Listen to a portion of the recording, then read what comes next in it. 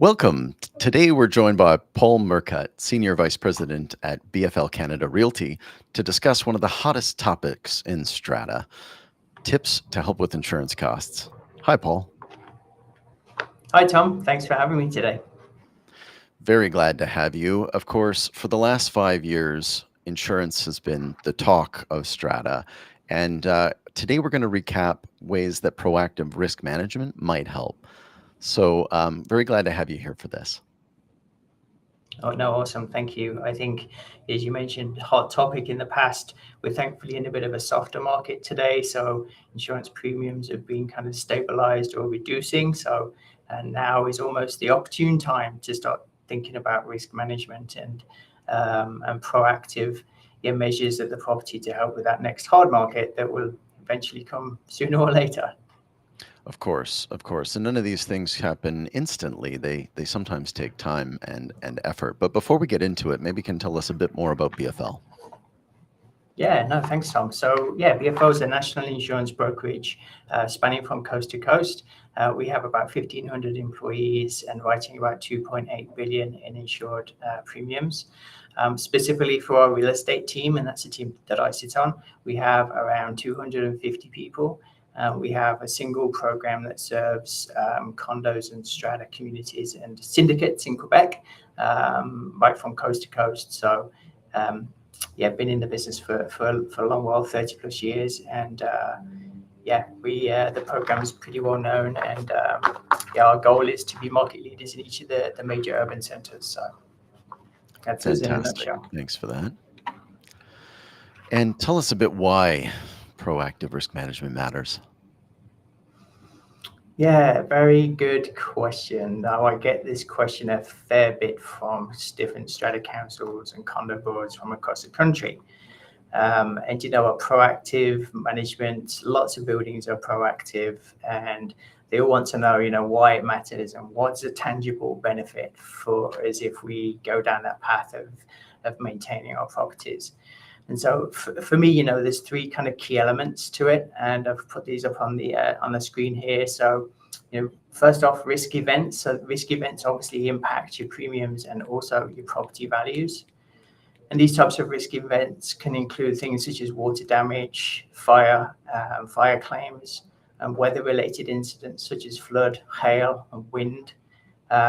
And when you start to take a closer look at these events, you start to understand what their importance is and how they relate to insurance.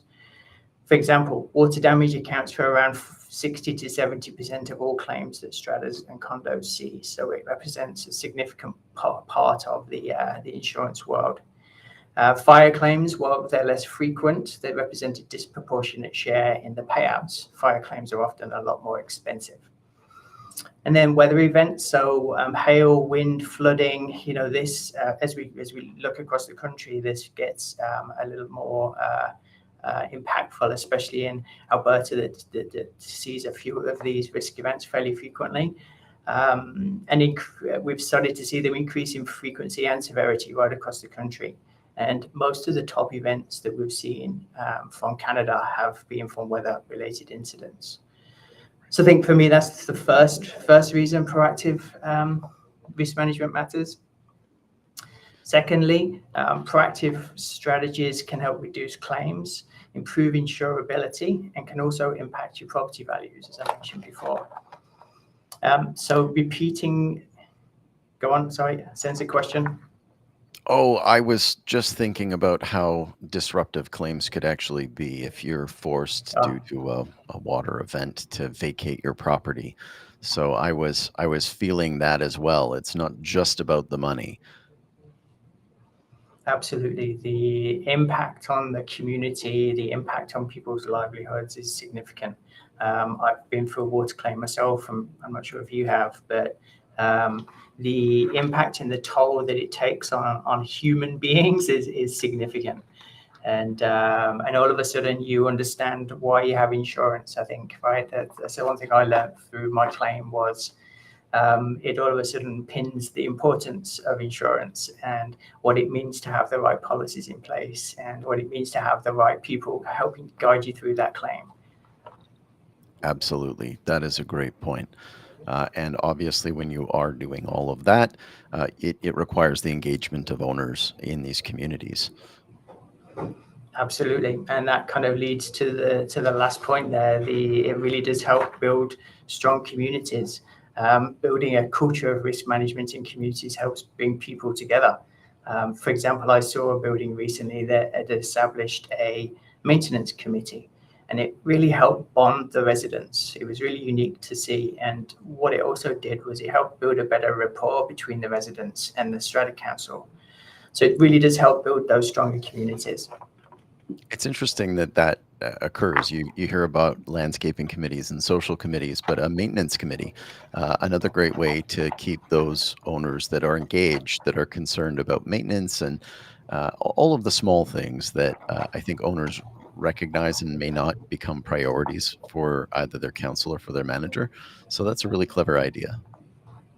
Yeah, absolutely. I've seen some pretty unique committees, and when you have an effective committee, it really helps turn the dial, and it really helps to kind of take those main initiatives off the strata council, who have a big job of running the corporation.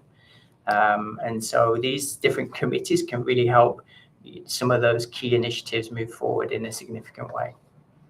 I love it. That's a great observation, and something I think we can pass to other stratas to take away. Talk to Absolutely. us about some of these key elements of a risk management program. Yeah, absolutely. And I think, you know, a risk management program can be fairly comprehensive. I've seen risk management programs that are really in depth and really go into great detail. I've put three of the kind of the most important things I think up on here. But in addition to what we have on the screen, I think a depreciation report is something that should form part of a risk management program, because your depreciation report sets out the picture and the path forward on maintaining your property, making sure you have enough money to maintain your property. So I think a depreciation report, a well-funded property is a key element to it. But in addition to that, I've got up on here a structured checklist. So a structured checklist really helps ensure consistent inspections and maintenance across all the major building systems. And I think consistency is the key there.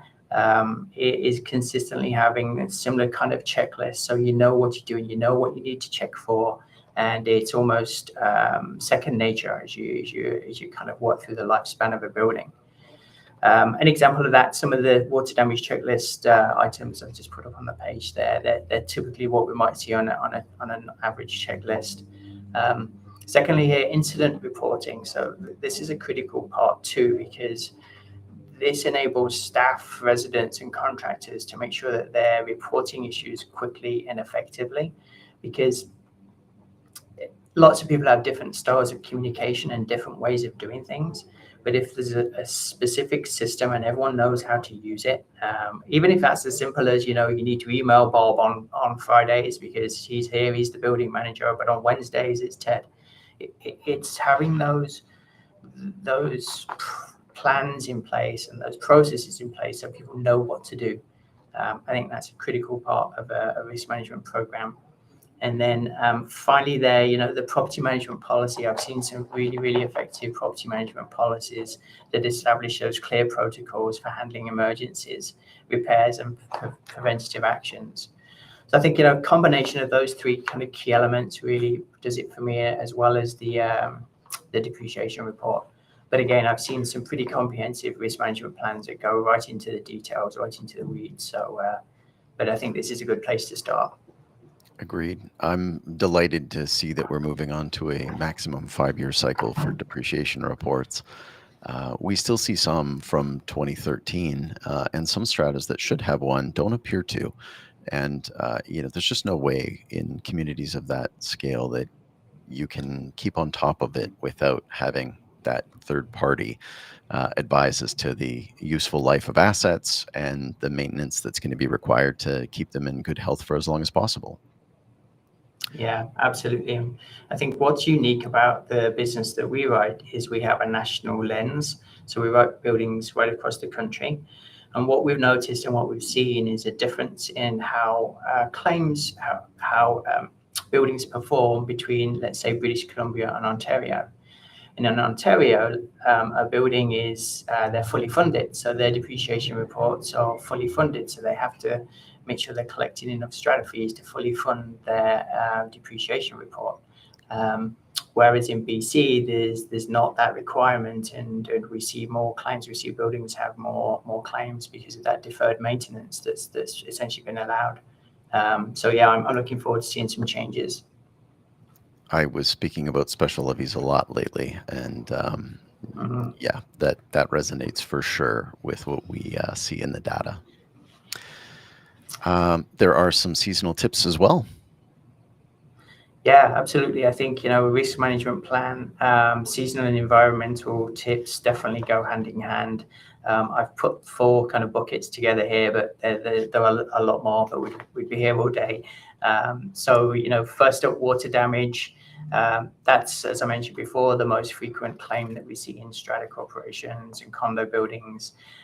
So really, when you look at tips on how to make sure that these are running as effectively as possible, we're looking at things like making sure that you're inspecting and maintaining drainage systems, sump pumps, and plumbing regularly. Encourage residents to report leaks immediately. I've seen it time and time again where we've had a claim reported and we've gone in and found mold, and there's been a slow leak that's happened over a series of time, and it's caused a whole lot of damage, whereas if it had been reported and mitigated at an early stage, it wouldn't have resulted in a claim. So I think encouragement for those residents to making sure that they're reporting issues is important. And then using sensors in high-risk areas to detect issues early. So, technology really has come a long way in the past 5 to 10 years, and we see a lot of water detection devices now and shut-off systems that can really help a building with water damage. We've seen it in a fairly significant way. And in fact, we have got a program at BFL whereby you are incentivized for installing these shut-off valves and water sensors, where you can get an insurance incentive for installing these devices. So not only does it save you a headache of having a loss, but you're also, the insurance community is now recognizing it and providing incentives to corporations that go through the process of doing it. So that's fantastic. How does that work? Yeah, so the basically it's a program we have at BFL.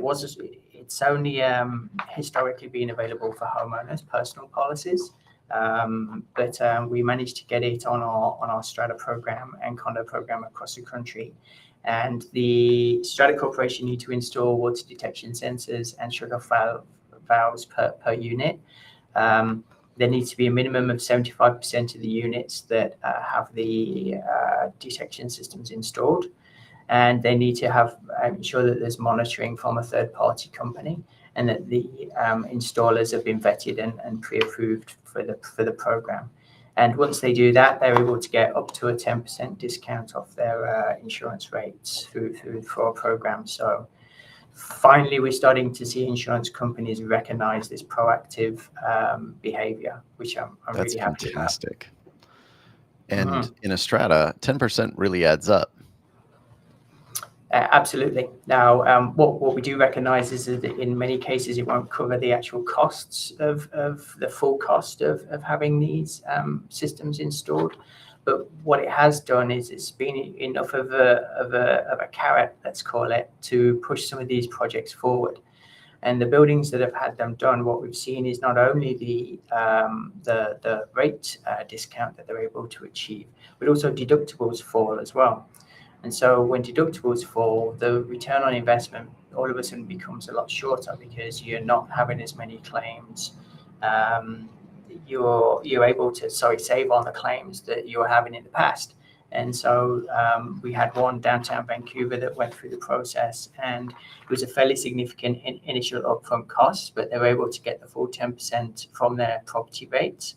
And then through the discount of insurance deductible, they were able to get a return back on it between 3 and 5 years, which is pretty impressive when you think about the investment and what it's done. That is fantastic, and that double whammy really does hit home for everyone that had their deductibles rise so much over the last 5 years, because your personal lines policy will be cheaper if you have a lower strata deductible. So it really can pay off in a multiple of different ways.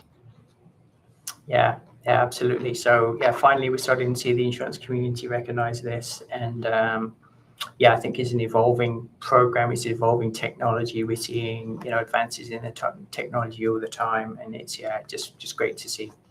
Fantastic.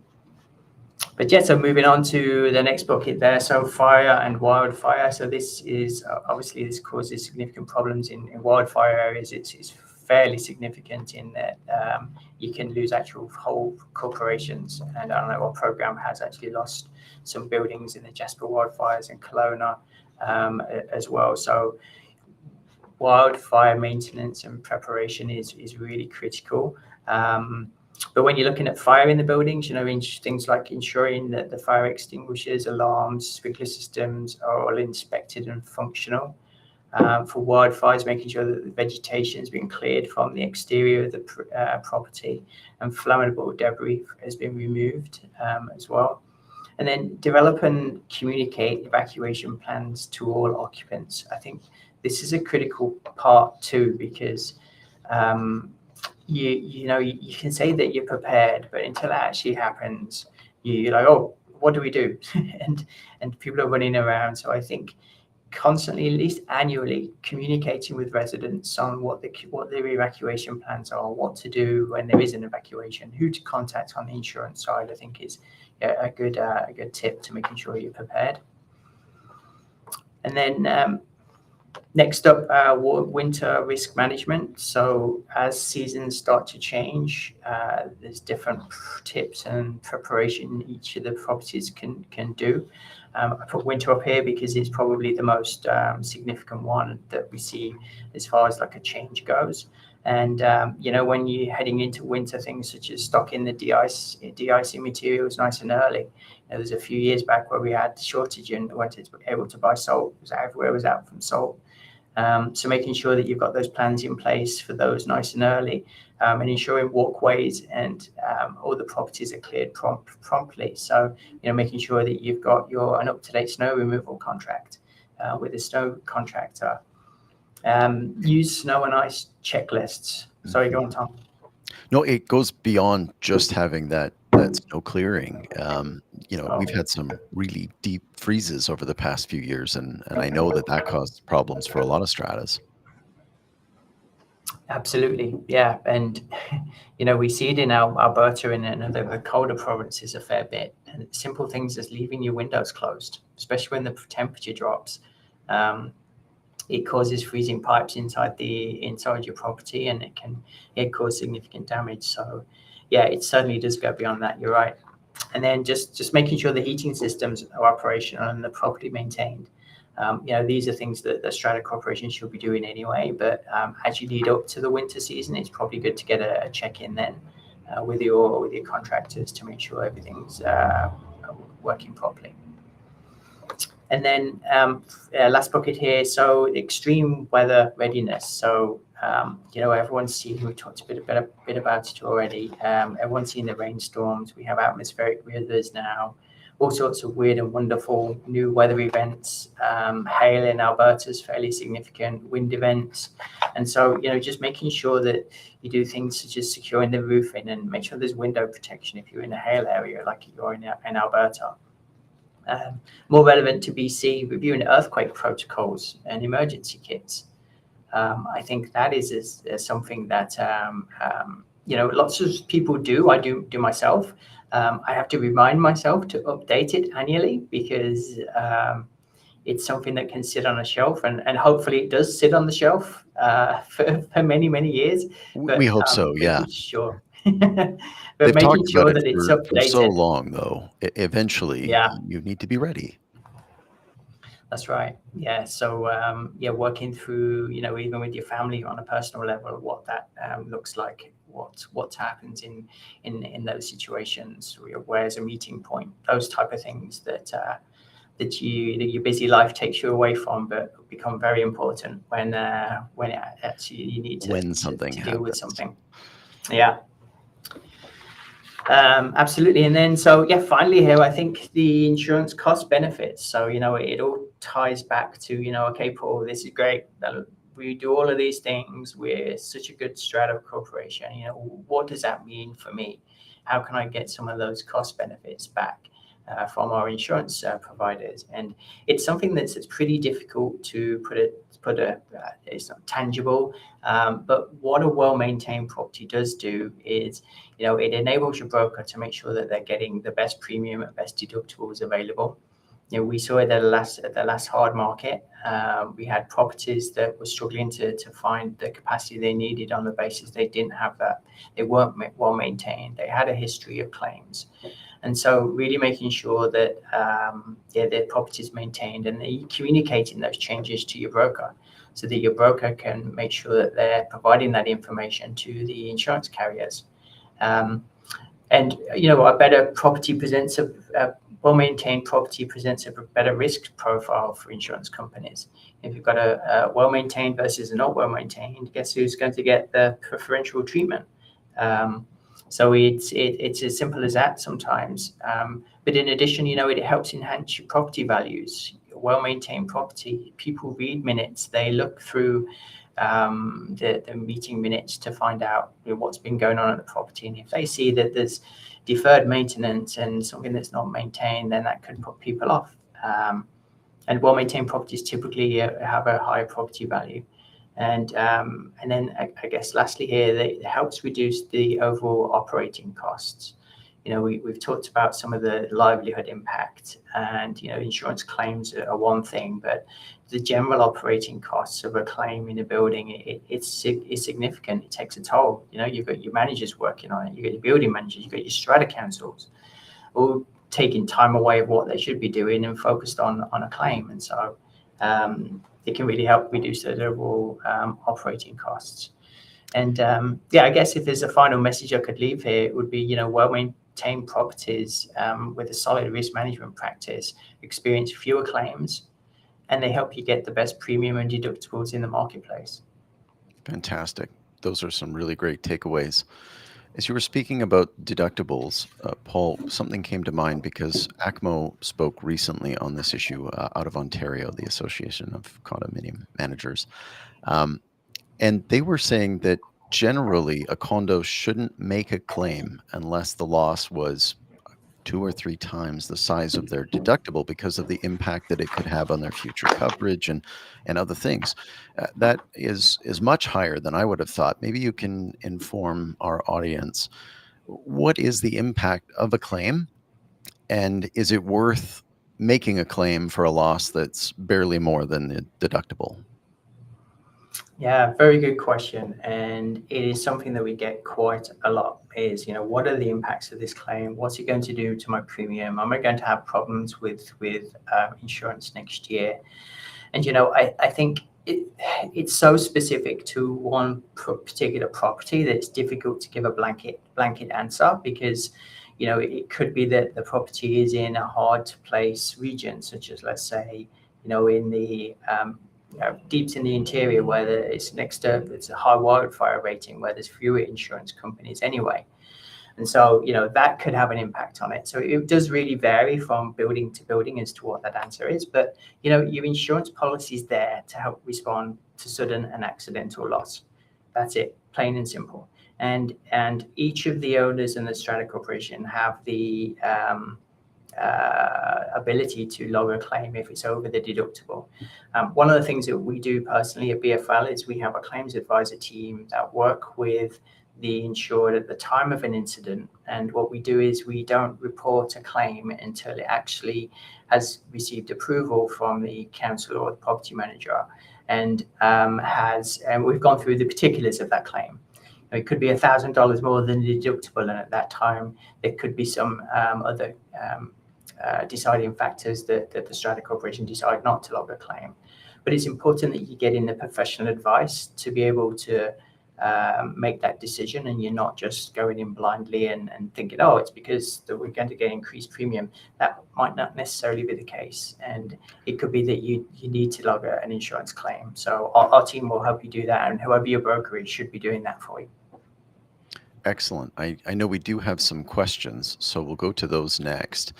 But it is worth having that discussion, I think, with your claims advisor, because a loss that's just barely more than your deductible may save you that $1,000 or $2,000, but it could have a bigger impact down the line on your policy terms than eating that. And it was a kind of interesting topic. So thanks for your expertise on that part, Paul. I'll just take a couple of questions now. So a lot of boards and property managers are struggling with aging infrastructure. What kinds of upgrades have the biggest impact on insurance costs? Yeah, so that is definitely a problem that we've seen with aging property. We've got a lot of aging properties here in British Columbia where there's, old stock that needs to be maintained. And, when insurance companies look in on the types of upgrades that are needed, they really look at the four main building systems. So you're talking about the plumbing, the roofing, the heating, and the electrical. And so these four components of the building are what we see insurance companies asking questions about. And so when you're looking at those upgrades, the roof has a lifespan on it. So if it's coming up to that lifespan, it's like, okay, if it hasn't been replaced, what are the plans to replace it? What maintenance has happened with it up to that stage? Water systems, such as replacing old plumbing, if it's old plumbing in the property, or at least having a plan on what to do so you can articulate that to the insurance companies. But yeah, I think the four main building systems, so the roof, heating, plumbing, and electrical, are the four main categories that insurance companies look at. Thank you. We talked a little bit about wildfires and floods and the impact of hail, especially in Alberta. What practical steps can be undertaken to help prepare? Yeah, so I touched on this a bit with the slides. Wildfire, there's certain things that a corporation can do, such as clearing debris from around the perimeter of the property, making sure that you've got flammables off of the exterior of the property too. When you look at floods, you can elevate critical systems. So I know that's quite costly, but a lot of the the critical systems are sometimes in the parkade. So we've seen properties that have actually elevated them out of the parkade where there's a flooding risk to them. And then, from a hail perspective, in Alberta, we've seen a lot of properties move to the hail-resistant siding and window protection. We've seen lots of corporations start to go that route because it's just you don't know. Hail is one of those perils that's very unpredictable, and there's certain bands in certain regions that typically get hail, but it's very hard. It's very hard to underwrite. Good tips. Good tips. Here's one that we didn't cover. Why is it so important for condo corporations to keep their property valuations up to date, and how does that affect insurance negotiations? Yeah, absolutely. So this is a very important part to when a property is seeking their insurance. So not only is it legislated here and across the country too, so you're legislated to make sure that you're insuring to full replacement value, and there's no other way of ensuring your full replacement value than to get a third-party replacement cost appraisal. And once you do that, you remove any co-insurance problems, and co-insurance at a very high level is if you haven't insured your property to value and there's a claim, then the corporation could be on the hook for paying a certain percentage of that claim. You're co-insuring with the insurance company. And so we've seen corporations that have had to pay out. They haven't had the full payout of a claim because they hadn't insured to full replacement value. And so it's a very important part of a corporation's insurance process. And as well, I know at BFL we provide for properties that have had an appraisal from a third-party company. We provide them with something that's called extended replacement cost. So that's the insurance companies agree to give them additional 30% over and above the policy limit. So if you're insured for $10 million, you get an additional 30% on top of that. So $13 million you would get as opposed to 10, and you're only purchasing insurance for 10. So there's some significant benefits to having it done, and something that is critical for corporations to make sure that they're abiding by the Strata Property Act. Amazing. I know it's quite difficult for this, and we touched on it earlier, but if a strata is taking steps to reduce risk, how can they make sure that the insurers are going to recognize and reward those efforts? Yeah, and this is where the communication between either the property manager and the council and the broker is critical. We really want to make sure we're collecting that information, and our role is to make sure that we're portraying the property in the best light that we can. And so, we send out some really annoying questions at each of the renewals, asking for all the update information. And I know it's a bugbear for a lot of property managers and councils who are very busy people. But I think it's really important that you do let us know about those proactive initiatives so that we can make sure that we're getting the best rates for you.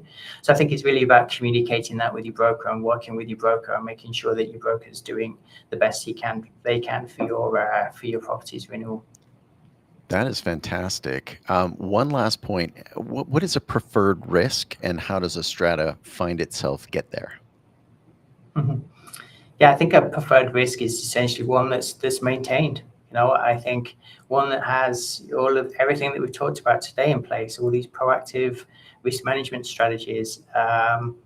If they've got any committees, like I mentioned, the maintenance committee, let us know about it. A preferred risk is one that would stand out when you've got a number of different risks. And if you're an insurance company, not that we are, but if you're an insurance company and you've got a number of different risks on in front of you, if you've got one that's well maintained, has all these risk management strategies in place, all these committees, then you're going to stand out. You're going to be that preferred risk. Fantastic. Everyone looking for more information, there's a QR code on your screen, or you can get in touch via bflcanada.ca. Paul, I'm grateful for you joining us today. Next week, I'm going to be joined by Kelly McFadden of Condominium Lending Group to discuss condo loans as an alternative to funding projects to special levies. Paul, thanks so much for your time today. Thanks, Tom.